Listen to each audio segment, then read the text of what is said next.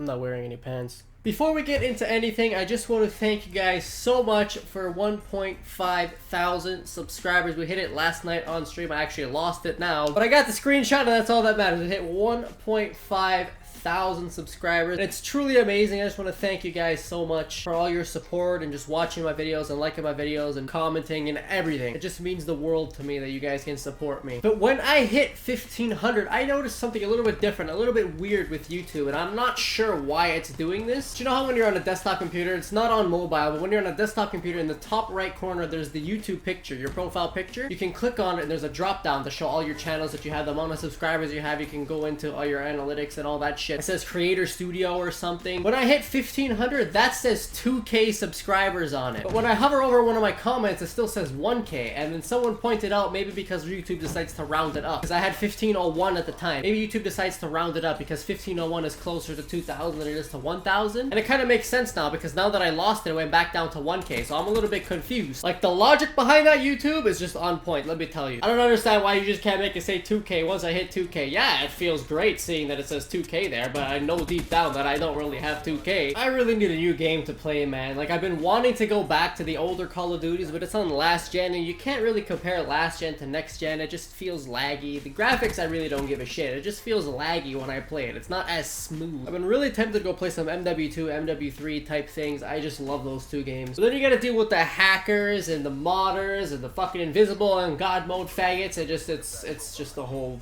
There's just way more reasons why I shouldn't go back than I should go back, you know what I mean? Like, Black Ops 3 is not a bad game, don't get me wrong, it's just, it doesn't feel like Call of Duty anymore. Call of Duty is about war, Call of Duty is about, like, abandoned, broken down areas for maps, not this colorful bullshit. Call of Duty is about this fucking fancy purple-ass camos, the fucking whip, the nay-nay, this selfie bullshit specialist. This is not Call of Duty anymore. Call of Duty is about getting your gun and killing people in a war zone, and Call of Duty isn't about this jumping bullshit either. The day that Activision and Treyarch and Infinity Ward and Sledgehammer realize that is the day that Call of Duty is gonna be back at the top. For all those reasons is why Call of Duty is dying. And it's kind of sad, to be honest, because I grew up playing Call of Duty. I grew up playing all the old ones. I started at World at War. I also played COD 4. And it's just sad to see Call of Duty go from such a great game, like one of the best games ever that I had so much fun playing every single day of my life, to a game where I just get bored out of my fucking mind with. Like, I don't want to be playing this right now. Now, the reason why I'm talking about this, the reason why this came to mind is because I just finished watching White Boy's video. It popped up on my feed. I was watching YouTube right before I started recording this, and his video just popped up on my feed, and it was Call of Duty then versus now. And I've seen this picture all over Facebook, Twitter, everywhere. And I'll put that picture up on screen right now, and it has Advanced Warfare and Black Ops 3 versus a ghillie suit and believe in COD 4, and then a map called Bog in COD 4. And it's just, it's saddening to see that that's how Call of Duty was. That's how Call of Duty is supposed to be, and this is what Call of Duty is today. All this fucking gingerbread bullshit, fucking clown, the nay-nay, the whip, and all these microtransaction bullshit that you have to pay money. It's a pay-to-win game. Advanced Warfare started this bullshit, and Treyarch said that they weren't gonna do it. It's purely gonna be cosmetic, and then they ended up fucking doing it anyway. Whenever COD wanted to add guns to game, they just added it in the DLC. They just threw that shit in there. Why the fuck can't you do that now? Why do I have to put in thousands of dollars, hundreds of dollars to buy supply drops to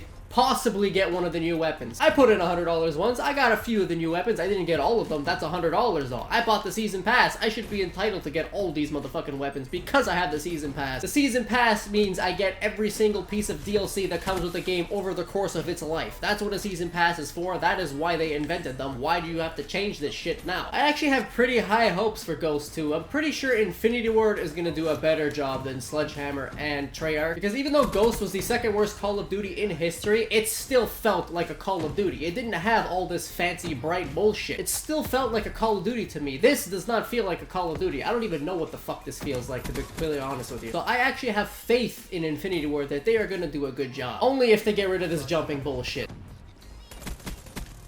And please, for the love of God, get rid of these fucking specialists. You shouldn't be able to do that.